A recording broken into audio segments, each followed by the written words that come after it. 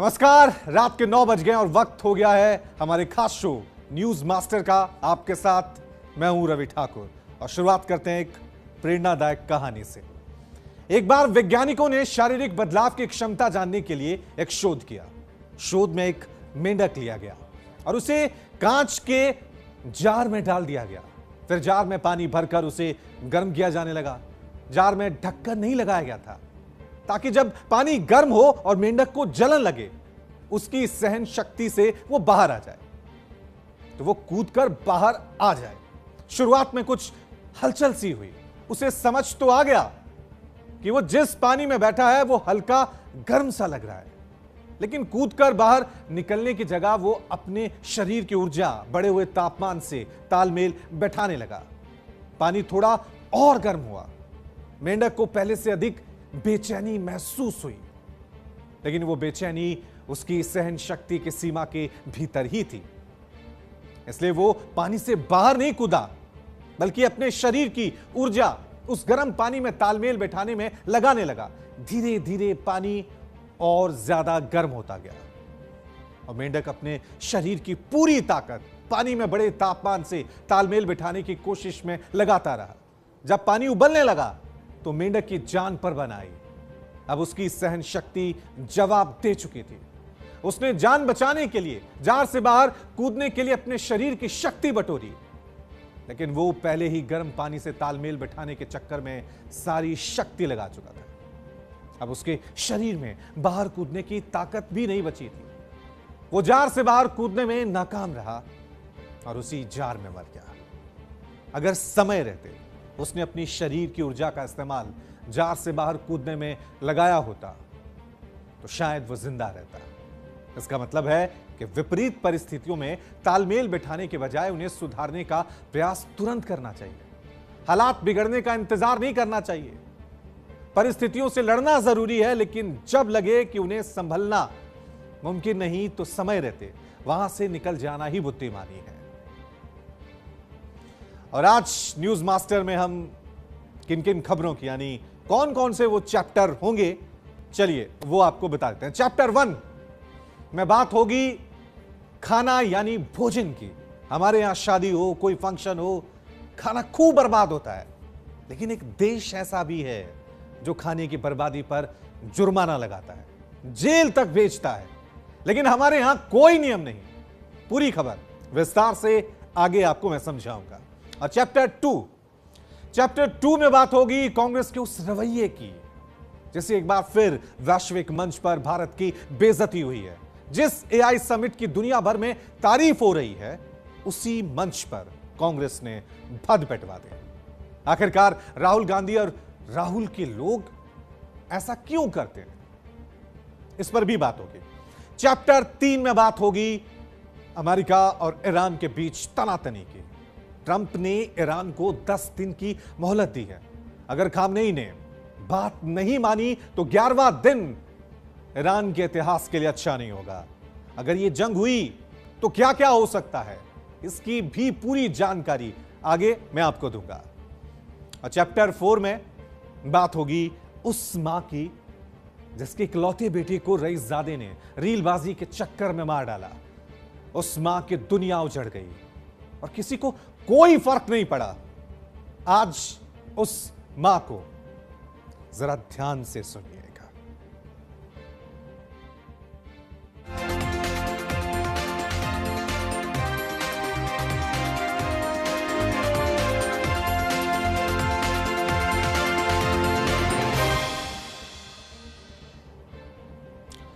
Hotel, शादी, कोई function, कई जगहों पर भारत में खाना यूं ही बर्बाद होना तय है। लेकिन क्या आप जानते हैं एक देश ऐसा भी है जहां खाना बर्बाद हुआ तो सख्त एक्शन होता है, और उस देश का नाम है फ्रांस।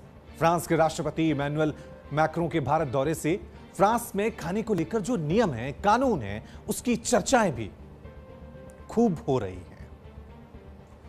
2016 में फ्रांस दुनिया का पहला ऐसा देश बना जिसने सुपरमार्केट को बिना बिका खाने लायक खाना फेंकने पर बैन लगा दिया।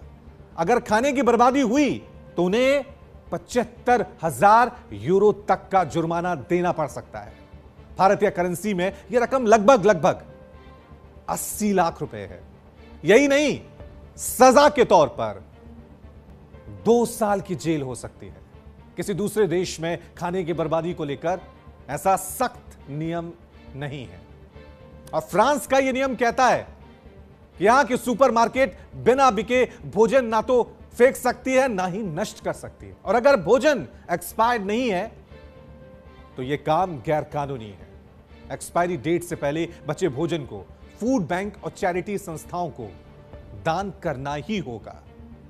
तो खाने को लेकर फ्रांस में यह नियम है। अब जरा अपने देश भारत का हाल देख लेते हैं। भारत में खाने की बर्बादी के खिलाफ कोई भी सीधा सजा देने वाला कोई कानून नहीं है। ऐसा कोई देशव्यापी नियम है ही नहीं जो सिर्फ सरप्लस खाना फेंकने पर जुर्माना लगाए। हालांकि भारत में कुछ रेगुलेटरी और जागरूकता पर आधारित कोशिशें जरूर की जा रही है।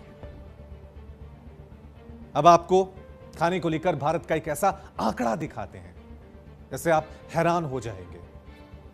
हर साल 6 करोड़ 87 लाख टन भोजन बर्बाद होता है भारत में।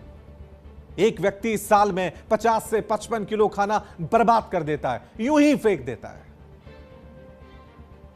तो आप समझ सकते हैं कि खाने को लेकर यूरोपियन कंट्री, जहां जनसंख्या बहुत कम होती है, खाने की इतनी बर्बादी भी नहीं होती है, वो सख्त नियम बना रहे हैं।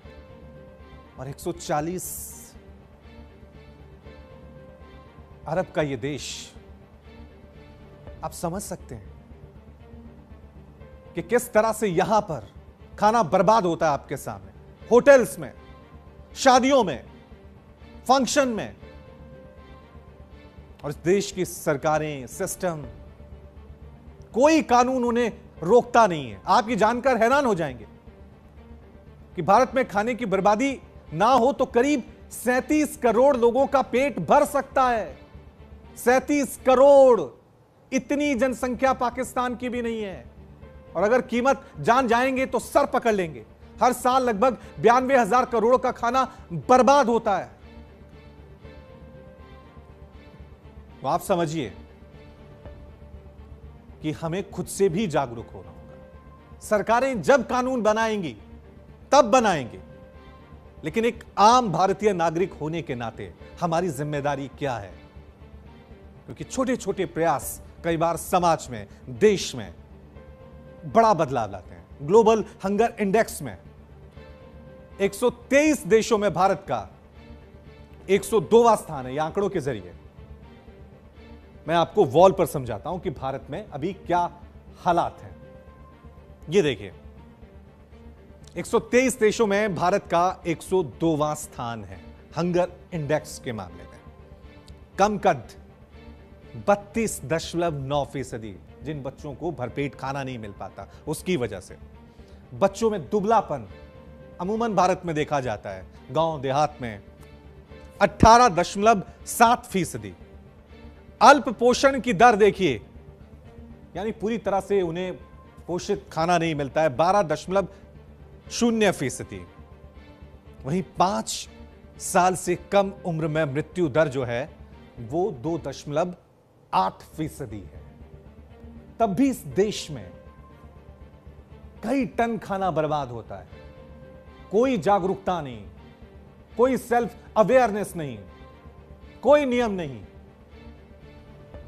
और भारत में कुपोषण से मौत के आंकड़े भी काफी डराते हैं। 5 साल से कम उम्र के 68% बच्चों की मौत हो जाती है। सोचिए, कुपोषण से इस देश में जहां खाना बर्बाद होता है।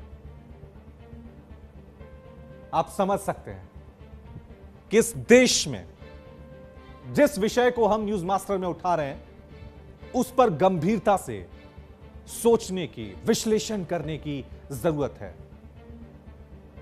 फ्रांस के राष्ट्रपति इमैनुअल मैक्रो ने एआई इंपैक्ट समिट 2026 के दौरान प्रधानमंत्री नरेंद्र मोदी को एक अनोखा निमंत्रण भी दिया है। दरअसल हाल ही में कुछ देशों में 15 साल से कम उम्र के बच्चों के लिए सोशल मीडिया पर प्रतिबंध लगाया गया है। फ्रांस में भी इस तरह प्रतिबंध लगाने की तैयारी चल रही है। मैक्रो ने कहा कि फ्रांस जल्द ही ऐसा कानून लागू करने वाला है। स्पेन भी साथ में है और भारत को भी अब इसमें शामिल करने की कोशिशें चल रही हैं। बच्चों की डिजिटल सुरक्षा ताकि मजबूत हो। सबसे पहले इमैनुअल मैक्रों को सुनिए, उन्होंने बच्चों को लेकर सोशल मीडिया के इस्तेमाल पर क्या कहा, फिर आगे की हम बात करेंगे।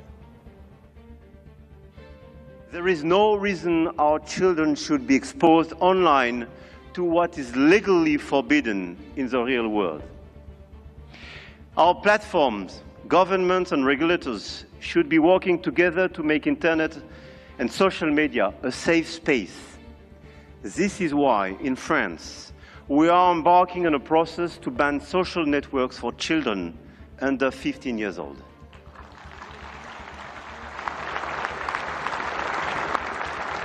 And we are committed here in this journey with a lot of several European countries being present here today. Greece, Spain. I know, Mr. Prime Minister, you will join this club.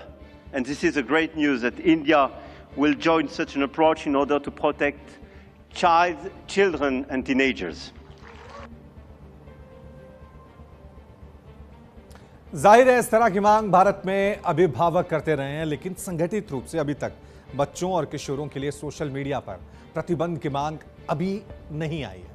इसमें कोई दो राय नहीं कि इस तरह का ban बच्चों की ऑनलाइन सुरक्षा, एआई के दुरुपयोग और मेंटल हेल्थ के लिए सकारात्मक हो सकता है। आज की डिजिटल दुनिया में सोशल मीडिया बच्चों के लिए एक दो-धारी तलवार है। इंस्टाग्राम, टिकटॉक, ये प्लेटफॉर्म्स लगातार यहां पे कंटेंट्स की बाढ़ है, जिसमें हिंसा, सेक्सुअल अब्यूज, फेक न्यूज और साइबर बुलिंग शामिल है। यूनिसेफ की रिपोर्ट्स बताती है कि भारत में 10 से 19 साल के 40% से ज्यादा युवा ऑनलाइन बुलिंग का शिकार होते हैं, जो डिप्रेशन, एंजाइटी और यहां तक कि सुसाइड भी कर लेते हैं।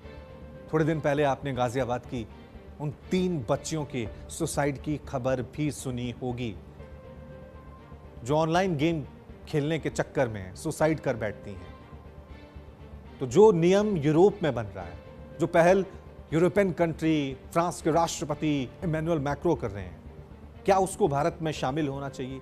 एक डेमोक्रेटिक कंट्री में जहां पर ह्यूमन राइट्स, निजता का अधिकार, बहुत सारी ऐसी बातें होती हैं, वहां पर क्या यह नियम लागू हो सकता है? इस पर हम सबको सोचने की जरूरत है, क्योंकि सवाल यहां सिर्फ इंटरनेट इस्तेमाल करने का नहीं है, यहां सवाल बच्चों के भविष्य का भी है। अब आपको उन देशों के बारे में बताते हैं कि कहां-कहां सोशल मीडिया पर बच्चों के लिए नियम है। ऑस्ट्रेलिया, 16 साल तक के बच्चों पर प्रतिबंध वहां पे लगा हुआ है। मलेशिया में 16 साल से कम उम्र के बच्चों पर बैन है। फ्लोरिडा में 14 साल से कम उम्र के बच्चों पर बैन लगा हुआ है। वहीं फ्रांस की बात करें तो 15 साल तक के बच्चों पर प्रतिबंध लगाने का बिल पास हुआ है। नॉर्वे में सोशल मीडिया पर न्यूनतम उम्र जो है वो 15 साल है।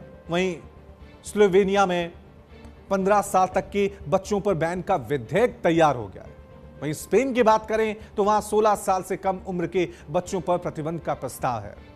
डेनमार्क की बात करें तो वहां भी 15 साल तक के बच्चों पर प्रतिबंध का प्रस्ताव है। वहीं ग्रीस की बात करें तो 15 साल तक के बच्चों पर वहां पर भी प्रतिबंध, यानी पूरी दुनिया इस विषय पर विचार कर रही है। यूके में 16 साल तक के बच्चों पर प्रतिबंध पर विचार हो रहा है। कई ऐसी कंट्रीज हैं जिन्होंने बैन लगा दिया है, जिन्होंने नहीं लगाया है वो बैन लगाने पर विचार कर रही हैं। कहीं विधेयक बन गए हैं, कहीं प्रस्ताव पास हो रहे हैं। भारत को इस नजरिए पे काफी गंभीर विश्लेषण करने की जरूरत है। हालांकि भारत में हर बात का विरोध होता है, लेकिन यह विषय आपके और हमारे बच्चों से जुड़ा हुआ है, इसलिए जो भी फैसला लें वो एक सकारात्मक हो और भविष्य को देखते हुए हो। वहीं देश की राजधानी दिल्ली में भारत मंडपम में चल रहे high profile AI impact summit के दौरान उस वक्त हड़कंप मच गया जब यूथ कांग्रेस के कार्यकर्ताओं ने सुरक्षा घेरा तोड़कर परिसर के भीतर प्रवेश कर लिया और टी शर्ट निकालकर प्रदर्शन किया। प्रदर्शन में प्रधानमंत्री नरेंद्र मोदी के खिलाफ आक्रामक नारेबाजी की, पीएम इज कॉम्प्रोमाइज्ड के नारे लगाए। जिस समय यह विरोध प्रदर्शन हुआ उस समय समिट में देश विदेश के कई दिग्गज और प्रतिनिधि मौजूद थे, यूथ कांग्रेस के कार्यकर्ता अचानक बैनर पोस्टर लेकर मुख्य हॉल के पास पहुंचे। सुरक्षा कर्मियों ने तुरंत हरकत में आते हुए प्रदर्शनकारियों को हिरासत में लिया और परिसर से बाहर निकाला।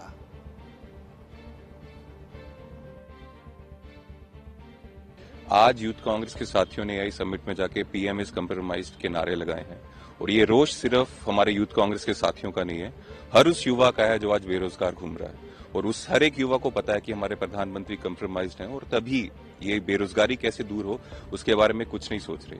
ये जो ट्रेड डील अभी यूएस के साथ हुई है, हम सब जानते हैं इससे हमारे देश के किसानों को और लोगों को नुकसान होगा, फायदा सिर्फ अमेरिका को होगा।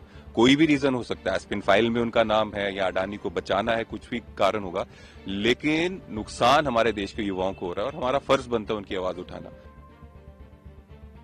एक शर्मनाक घटना भारत मंडपम में करने का प्रयास कांग्रेस के युवा संगठन ने करने का प्रयास किया है। पूरी दुनिया के अंदर भारत की छवि को खराब करने का कुत्सित प्रयास हुआ और हम इसकी निंदा करते हैं। यह बहुत ही शर्मनाक घटना है कांग्रेस के लोगों के द्वारा, कांग्रेस के नेताओं का। ये यानी देश की कीमत पर ये लोग खिलवाड़ करना चाहते हैं। राजनीति होती है, आरोप प्रत्यारोप होते हैं, लेकिन हम देश की कीमत पर सौदेबाजी करें। कांग्रेस के कार्यकर्ताओं ने एआई समिट में कपड़े नहीं उतारे, कांग्रेस को नंगा किया है। कांग्रेस का असली चेहरा देश के सामने आ गया है। तो वो चेहरा है एआई, मतलब अगेंस्ट इंडिया।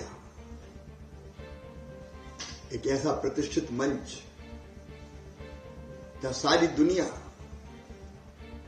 भारत की प्रगति और संभावनाओं को निहार रही है, वहां जाके ऐसा भोंडा और अराजक प्रदर्शन,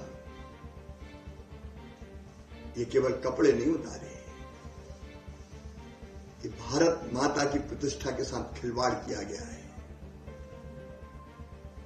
ये देशद्रोह है।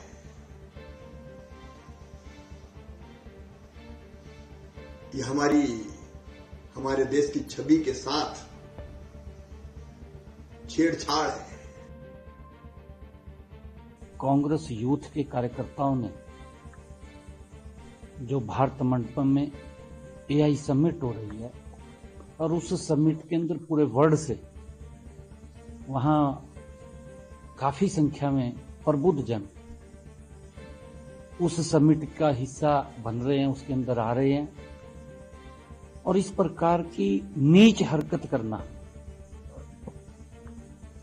कि कांग्रेस यूथ के कार्यकर्ता, कांग्रेस पार्टी के कार्यकर्ता किस प्रकार से कपड़े निकाल करके और उन्होंने दौड़ लगाई, देश को तो अपमानित किया है।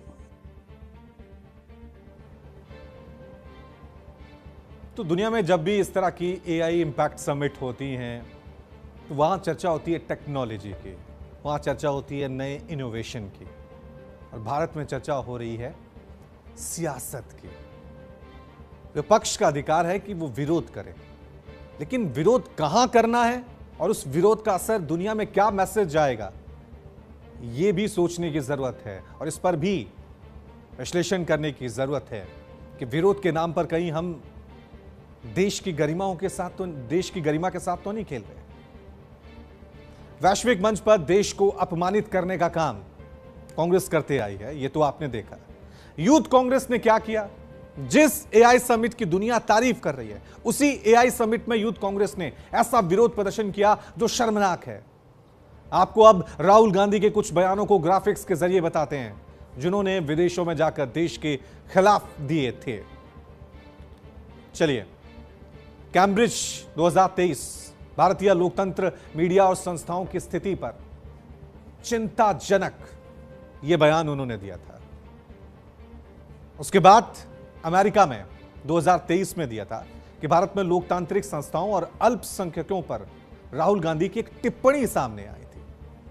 फिर 2018 बहुत पीछे लंदन में भारत की राजनीति, संस्थाओं और सरकार की आलोचना की थी। राहुल गांधी के इन बयानों की वजह से राहुल गांधी लगातार घिरते भी आ रहे हैं। इस बार राहुल गांधी तो नहीं थे, लेकिन यूथ कांग्रेस के कार्यकर्ता थे जो एआई समिट के अंदर जो हॉल बना हुआ था वहां पर टी शर्ट खोलकर विरोध प्रदर्शन कर रहे थे। पूरी दुनिया की निगाहें इस एआई समिट पे टिकी हुई थी। सोचिए जो तस्वीरें गई हैं क्या छाप छोड़ गई हैं भारत की छवि के बारे में, भारत की सियासत के बारे में। चलिए खबरों में आगे बढ़ते हैं। वहीं मध्य पूर्व में बढ़ती अमेरिकी सैन्य तैनाती के बीच ईरान पर संभावित हमले की आशंकाएं अब तेज हो गई हैं। अमेरिका मध्य पूर्व में लगातार अपनी सैन्य मौजूदगी बढ़ा रहा है। हाल के दिनों में अतिरिक्त युद्धपोत, फाइटर जेट और एयर डिफेंस सिस्टम की तैनाती ने संकेत दिए हैं कि अगर कूटनीतिक वार्ता विफल होती है तो सैन्य विकल्प अपनाया जा सकता है। अमेरिकी राष्ट्रपति ट्रंप भी इस बात को लगातार दोहरा रहे हैं। अब ट्रंप ने खामनेई को 10 दिन का अल्टीमेटम दिया है। अगर राष्ट्रपति डोनाल्ड ट्रंप हमले का आदेश देते हैं तो इसका असर सिर्फ ईरान तक ही सीमित नहीं रहेगा। सुप्रीम लीडर अली खामनेई कई बार चेतावनी दे चुके हैं। माना जाता है कि अगर हमले होते भी हैं तो यूएस के संभावित टारगेट क्या होंगे यह तय है, लेकिन इसके नतीजे को लेकर आशंकाएं बनी हुई हैं। ईरान पर सीमित हमले और राजनीतिक बदलाव। अमेरिका ईरान की रेवोल्यूशनरी गार्ड से जुड़े ठिकानों, मिसाइल साइट्स और परमाणु कार्यक्रम के हिस्सों पर टारगेटेड हवाई और नौसैनिक हमले कर सकता है। संभावना यह भी जताई जा रही है कि अमेरिका टारगेट पर ईरानी लीडरशिप भी होगी। इस स्थिति में ईरानी नेतृत्व कमजोर पड़ सकता है और सत्ता परिवर्तन की राह खुल सकती है। हालांकि इराक और लीबिया के उदाहरण बताते हैं कि शासक हटने के बाद भी लंबे समय तक अस्थिरता बनी रह सकती है। वहीं मौजूदा शासन के नेतृत्व में बदलाव। दूसरी संभावना यह है कि सैन्य दबाव के बावजूद ईरान का नेतृत्व सत्ता में बना रहे, लेकिन अपनी नीतियों में बदलाव करे। इसमें क्षेत्रीय सशस्त्र समूहों को समर्थन कम करना, मिसाइल और परमाणु गतिविधियों को सीमित करना, आंतरिक शक्ति से ढील देना शामिल हो सकता है।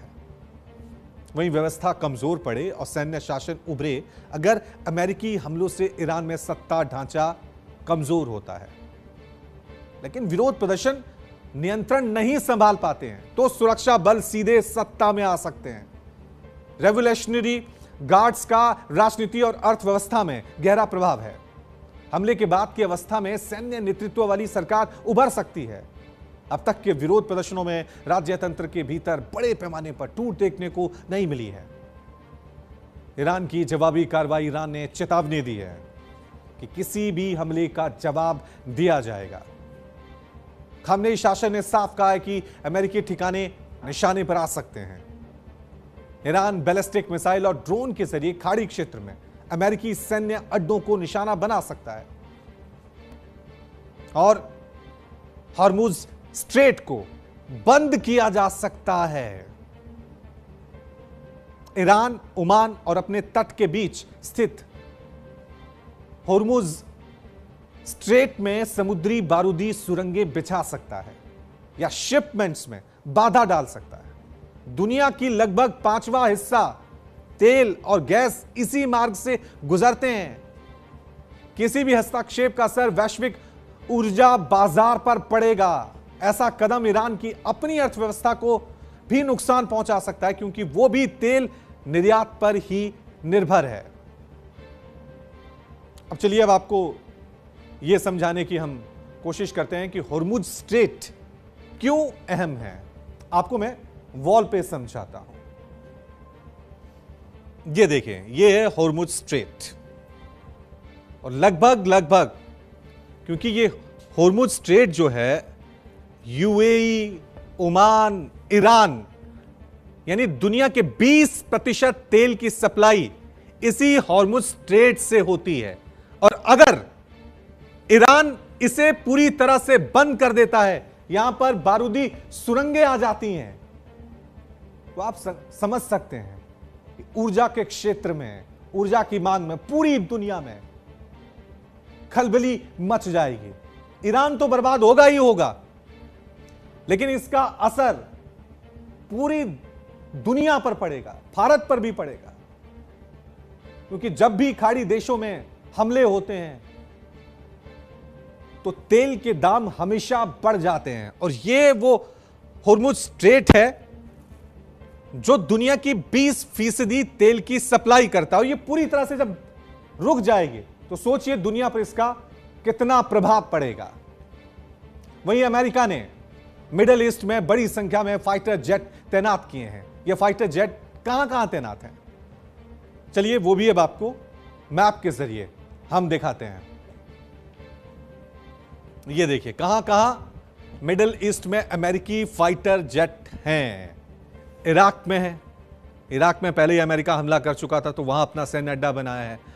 कुवैत पे नियंत्रण है तो कुवैत में भी उसके फाइटर जेट हैं। यहां जॉर्डन पे भी है।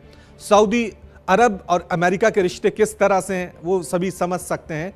और ये नीचे देखिए ओमान और यूएई, तो ये पूरा एरिया है जहां पर अमेरिका ने अपना कंट्रोल किया हुआ है और अपने फाइटर जेट लड़ाकू विमान जो हैं वो तैनात किए हैं। तुर्की, ये देखिए यहां पर भी अमेरिकन फाइटर जेट जो हैं वो मौजूद हैं। अगर जंग छिड़ती है तो मोर्चा अमेरिका इन्हीं तुर्की, इराक, कुवैत, जॉर्डन, सऊदी अरब, ओमान, यूएई, यहीं से मोर्चा संभालेगा और यहीं से अमेरिका के फाइटर जेट उड़ेंगे और ईरान पर अटैक करेंगे। तो अभी जो हालात बने हुए हैं, जिस तरह से अमेरिका और ईरान के बीच एक जुबानी जंग देखने को मिल रही है, उससे तो ऐसा लग रहा है कि कभी भी दोनों देशों के बीच एक भीषण जंग शुरू हो सकती है। अब सवाल यह है कि अमेरिका कहां वर्ल्ड के मैप में और कहां ईरान। लेकिन अमेरिका को इसीलिए तो सुपर पावर कहा जाता है ना, कि उसने अपनी सारी गोटियां अलग अलग देशों में फिक्स की हैं। ये देखिए ये सब खाड़ी देश हैं, मुस्लिम कंट्रीज हैं, सऊदी अरब, तुर्की।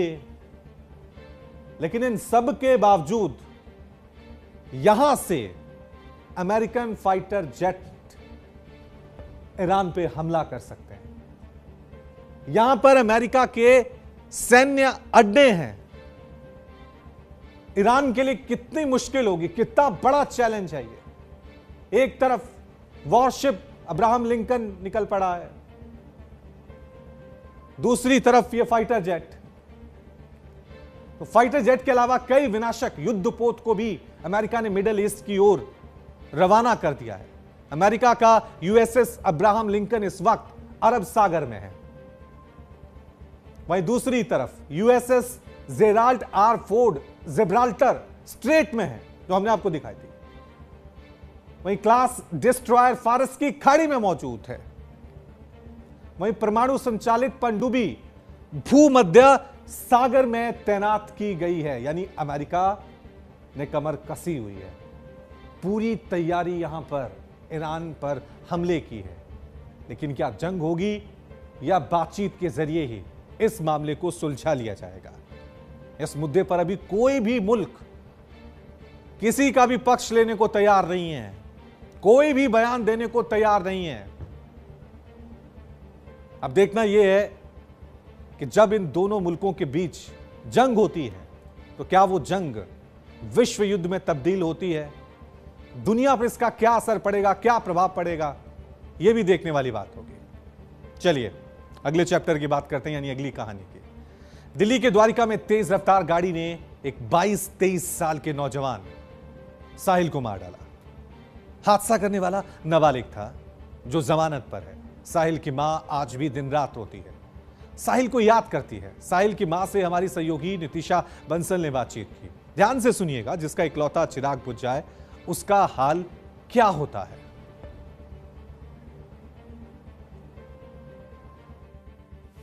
दिल्ली के द्वारका में एक ऐसी सड़क दुर्घटना हुई जिसने एक परिवार के सारे सपनों को तोड़कर रख दिया, या यूं कहे कि एक माँ की पूरी दुनिया उजाड़ दी। क्योंकि उस माँ की दुनिया तो वो इकलौता बेटा था जो इस हादसे में रफ्तार की भेंट चढ़ गया। इस वक्त मेरी मौजूदगी द्वारका में है, ईना माकन जी के घर पर, जो 23 साल के साहिल की माँ हैं और अब अपने इस उजड़े हुए संसार में अकेली हैं, अपने बेटे के लिए, उसके इंसाफ के लिए लड़ रही हैं। ईना जी, नींद आ रही है?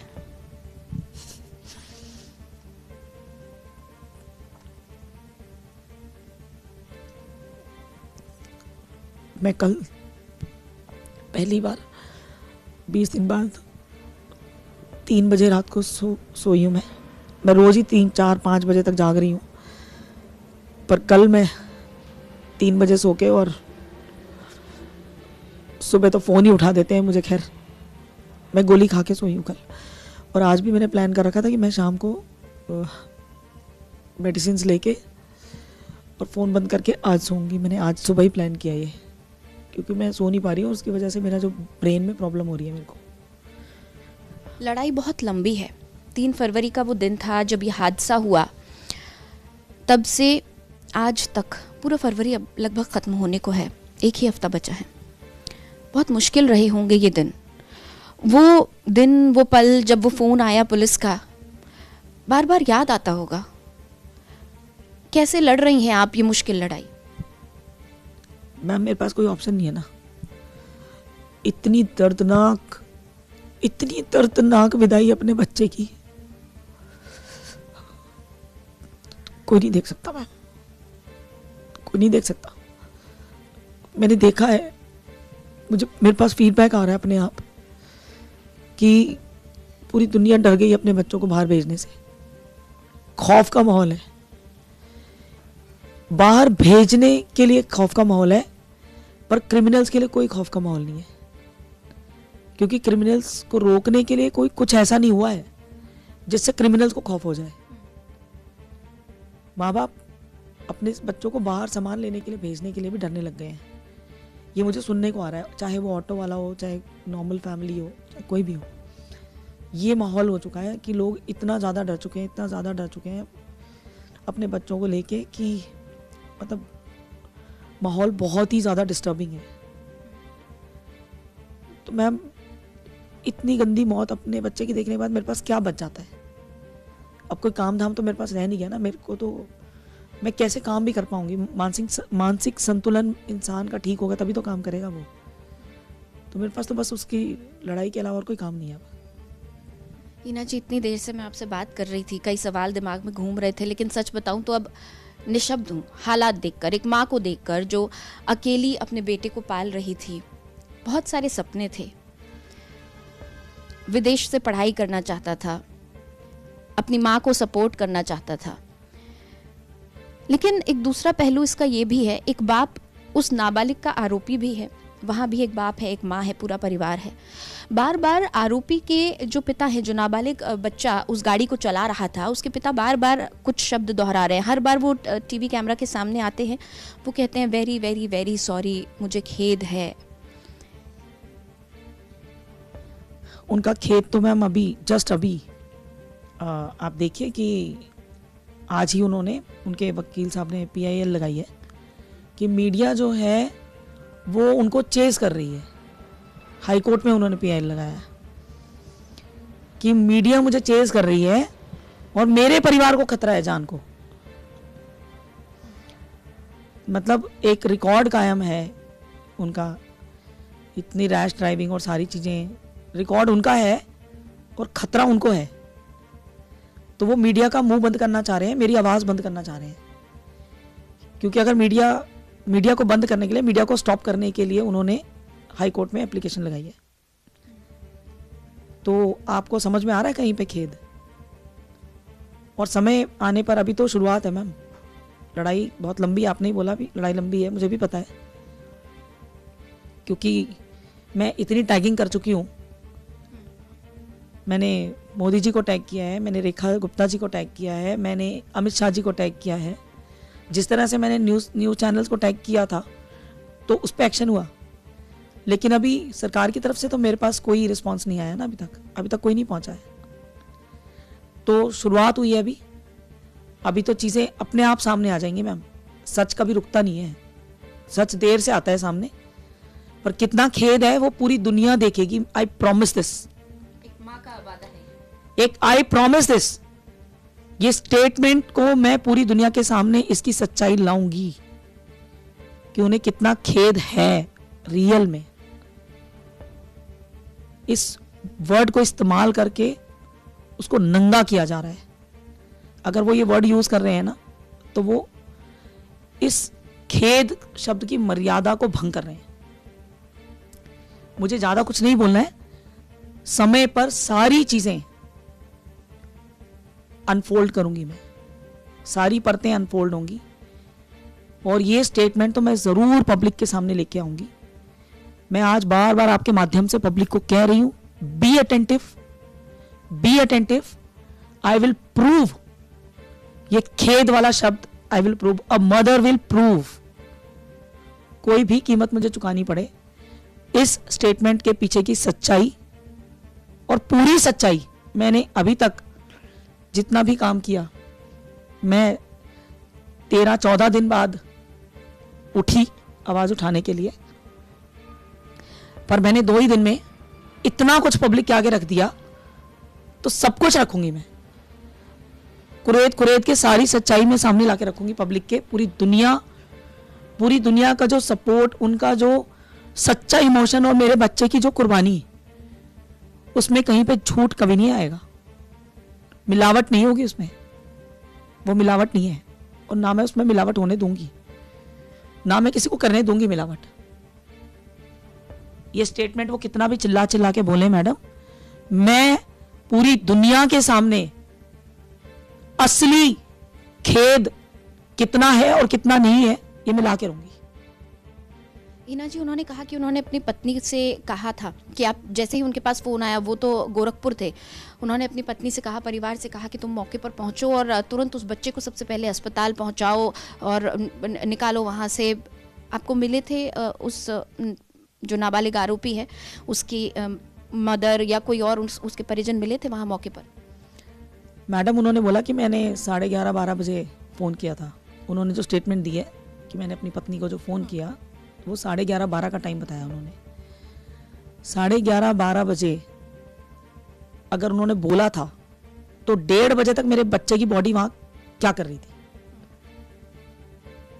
आप चीजों को जोड़िए तो सही, सिर्फ सवाल पूछना ही नहीं मिला वहां पे। कोई ऐसा भी हो सकता है ना, पुलिस केस बन गया तो शायद हाथ नहीं लगाने दिया, लोगों ने हाथ नहीं लगाने दिया, बहुत सारी चीज होती है। वो मिले, उसके परिजन मिले आपको? नहीं मैम, ऐसा कैसे हो सकता है कि हाथ नहीं लगाने दिया?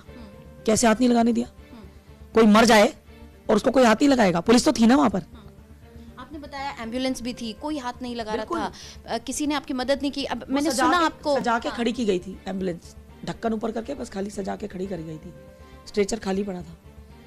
मेरे बच्चे को तो वो जब 30-40 फुट 50 फुट जो लोग बता रहे हैं, सारी चीजें आएंगी मैम सामने। मैं वक्त से पहले कुछ नहीं बोलूंगी, सबूतों के साथ सामने आऊंगी। मैं हवा में तीर उनकी तरह झूठ का एक प्रोपेगेंडा या इस तरह की, क्योंकि मेरे को तो कोई न्यूज़ नहीं बनानी है ना, मुझे कोई न्यूज़ नहीं बनानी है और मुझे मीडिया के माध्यम से कोई किसी आर्गुमेंट में भी नहीं पड़ना है और अपना समय बर्बाद नहीं करना है। मेरे को अपने बच्चे के लिए समय बहुत कीमती है मेरे लिए, बजाय उसको वेस्ट करने के लिए मुझे उसके लिए काम करना है। तो मैं हर चीज़ सामने लेके आऊँगी, हर चीज़ पर वक्त पर। मैं पहले से कुछ कंट्रोवर्सी और ये आर्ग्यूमेंट्स और ये जो एंटरटेनमेंट मसाला, मैं ऐसा कुछ नहीं बनाना चाहती। मैं अपनी चीज़ों को बहुत simple, straight forward, neat and clean रखना चाहती हूँ, ताकि जो मेरे सपोर्ट में है, जो डरे हुए हैं, जिनके बच्चे अनसिक्योर हैं रोड पे और जिनकी आत्माएं हिल गई हैं, उनको शुरू से लेके अंत तक सच सच और सच ही दिखाई दे। साहिल विदेश जाने वाला था, MBA करने वाला था। उसकी मौत के 11 दिन बाद वहाँ से उसको लेटर आया था कि आप चयनित हो गए हैं। क्या सपने थे, क्या कहता था साहिल आपसे? मैम, उसका जो टेस्ट है वो तो सबको पता ही है, बच्चों को भी पता है, उसके दोस्तों को पता है।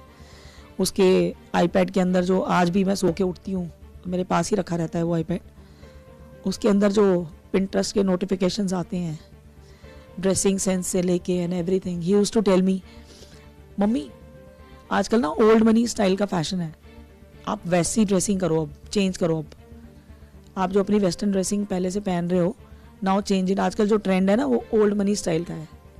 और मैम बहुत सारे लोग हैं जिनको ओल्ड मनी स्टाइल आज तक अभी तक नहीं पता what is old money style. I was surprise the day he told me कि mummy now you start dressing up yourself old money style. उसके इतने सारे नोटिफिकेशंस होते हैं, मैं सुबह उठती हूँ तो उसके आईपैड पे उसकी मेल पे इतने सारे अलर्ट होते हैं, मैं एक भी अलर्ट खोल के नहीं देख पाई हूँ आज तक 20 दिन में. मेरी हिम्मत नहीं होती. मैं जितना खोलती जाऊंगी और मैं अगर टूटती जाऊंगी तो मैं अपने बच्चे के लिए काम कब करूंगी. उसके सपने तो लग्जरी फैशन मैनेजमेंट का उसको जो है उसने अप्लाई किया था, जो कि मैंने उसको बोला था तेरे को जो करना है कर. आप फोर्स करके बच्चों से नहीं करवा सकते कुछ. अगर आपके बच्चे को पेंटर भी बनना है ना तो आप बनने दीजिए उसे, क्योंकि बेस्ट वो अपने इंटरेस्ट में ही देगा. तो मैंने कभी नहीं पूछा उससे.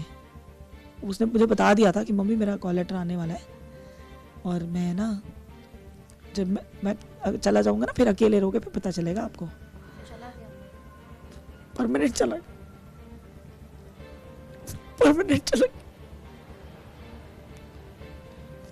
मजाक कर रहा था मुझसे और वो जाने वाला था, इसलिए ज्यादातर टाइम अपने फ्रेंड्स के साथ स्पेंड करता था. सारे उसके भाई थे, उसको भाई बहनों का बहुत शौक था.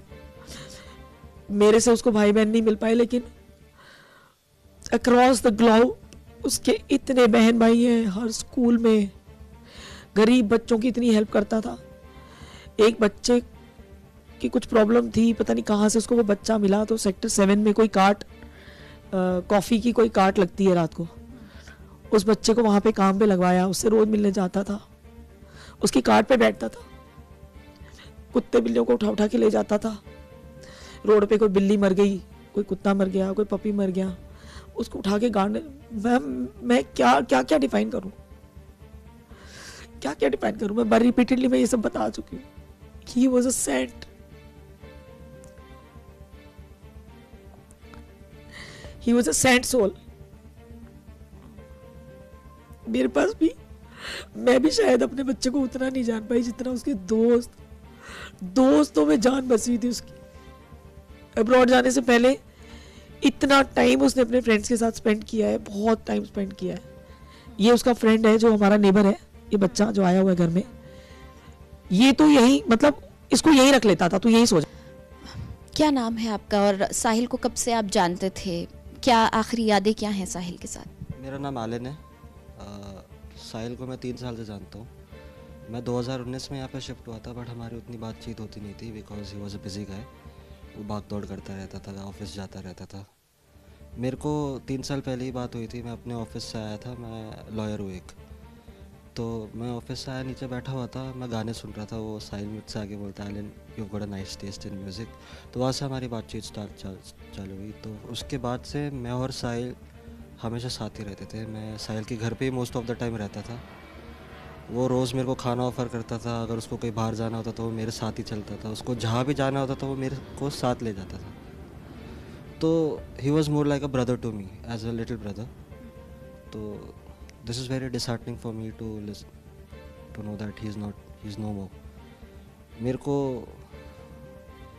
अच्छा तो लगता नहीं है कि लोग 16 साल की उम्र में बच्चों को गाड़ी दे देते हैं और ऐसे कांड कर देते हैं. अब चला गया, इतना ही मैं बोल सकता हूँ. I miss him.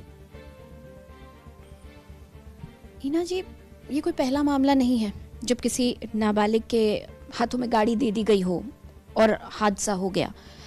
ऐसे पेरेंट्स को आप क्या कहेंगी? आप उनसे कुछ कहना चाहेंगी? सरकार से कुछ कहेंगी? आपने तमाम सरकारी अमले को, प्राइम मिनिस्टर को, होम मिनिस्टर, सबको टैग किया है. सरकार से, ऐसे माँ बाप से क्या कहेंगी? मैम, मैं आज शायद खुद जब अपना बच्चा खोया है, मेरे पास बहुत सारे ऐसे पेरेंट्स आए हैं, ऐसे बच्चे आए हैं जिनका इकलौता बच्चा था, वो इसी तरह से चले गए दुनिया से. पर वो माँ बाप कुछ बोल ही नहीं पाए. किसी के पास एविडेंस नहीं था. कहीं पे जहाँ एक्सीडेंट हुआ वहाँ कैमरा ही नहीं था. मतलब वो तो कंप्लेंट भी नहीं कर पाए. मैं अपने बच्चे के लिए लड़ तो पा रही हूँ, पर उनके हालात देख के मेरे को, अब मुझे कोई भी ऐसा बच्चा आके कह देता है ना कि मेरी मम्मी नहीं है या मेरे मम्मी पापा नहीं है, मेरा हार्ट शेक हो जाता है। तो एक मां इंसाफ की गुहार लगा रही है, अपने बच्चे के लिए इंसाफ मांग रही है जिसे उसने अकेले पाला। और जब वक्त आया था कि बच्चा जॉब करे, मां की जिम्मेदारियां उठाए, तब जिंदगी ने उसे उठा लिया। ऐसा गम, ऐसा दर्द दिया है मां को कि अब जिंदगी भर एक नई लड़ाई लड़नी है बच्चे को इंसाफ दिलाने की। कल ये मां कैंडल मार्च भी निकालने जा रही है, तो आप लोग भी इस मार्च में शामिल हो सकते हैं। साहिल के लिए इंसाफ दिलाने में अपना अपना योगदान दे सकते हैं, इस मां का साथ दे सकते हैं। इसने अपना छोटा सा बच्चा खोया है जिसके बड़े बड़े सपने थे, विदेशों में पढ़ना, अच्छी नौकरी करना, अपनी मां को जिम्मेदारियों से मुक्त करना, लेकिन नियति कुछ और ही कह रही है। एक नई लड़ाई इस मां को लड़नी पड़ रही है। सोचिए, साहिल के ख्वाब थे कि वो मैनचेस्टर यूनिवर्सिटी में पढ़ाई करे, विदेशों में जॉब करे। इसको लेकर तैयारियां कर रहा था, रिसर्च कर रहा था, पूरा प्लान भी तैयार था, लेकिन नियति कैसे ले गई। इस देश में रफ्तार की वजह से न जाने कितने मासूमों ने अपनी जिंदगी खो दी है,